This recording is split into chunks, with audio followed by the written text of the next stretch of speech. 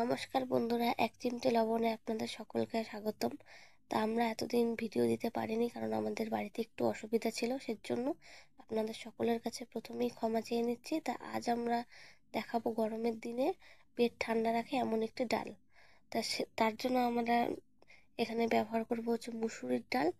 আপনারা চাইলে অন্য কোনো ডালও ব্যবহার করতে পারেন। তার জন্য আমাদের কি কি লাগছে সেটা উপকরণগুলি দেখাবো। তো আমরা ডালটা সিদ্ধ করতে বসিয়ে দিলাম প্রথমে কড়াইতে।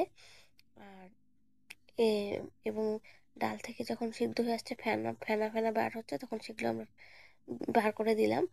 আর এটা আমরা করছি হচ্ছে মানে লাউ, সজনা, কুয়াশ, করলা এগুলো দিয়ে। তা ডালটা যখন ফুটলো তখন আমরা ডালটা ফুটলে লাউ, কুয়াশ, সজনাগুলো আমরা ছেড়ে দিলাম। করলাটা আমরা তেলে ভেজে নেব, তারপর আমরা ডালে ছাড়বো। তো তোমরা দেখতেই পাচ্ছ যে আমরা তেল বসিয়ে দিয়েছি গরম করতে। এরপর আমরা করলাগুলো চাকচাক করে কেটে রেখেছিলাম গোল করে, সেগুলো ভেজে আমরা ডালের মধ্যে দিয়ে দিলাম। এছাড়া এবং আমরা আরও কিছু সজনে ডাঁটা এই ডালটাতে অ্যাড করলাম। তা আমাদের মনে হলো যে সজনে কম হয়েছে, সেজন্য আর একটু দিয়ে দিলাম।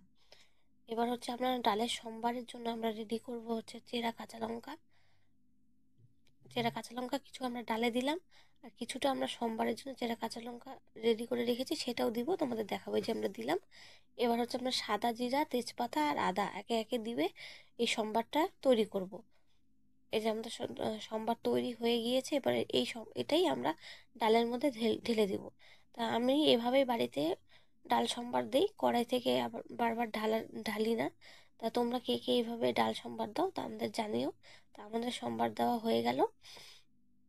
তা এখানে যে গন্ধটা বের হচ্ছে সেটা তোমরা পাবে না। তা আমাদের এখানে গন্ধটা ভালোই বের হয়েছে এবং ডালটা সম্পূর্ণ রেডি হয়ে গেছে। তো তোমরা বাড়িতে একবার এইভাবে বানিয়ে দেখো তোমাদের কেমন লাগে। তা আমাদের ডালটা দেখতেই পাচ্ছ যে একদম তৈরি হয়ে গিয়েছে এবং গরম ডাল, তো সুন্দর একটা গন্ধ বার হচ্ছে। তা তোমরা কে কে বাড়িতে গরমের দিনে এরকম ডাল খাও তা আমাদের কমেন্ট করে জানিও। তা তোমরা যদি অন্য কোনো ডালেও খাও সেটাও তোমরা খেতে পারো।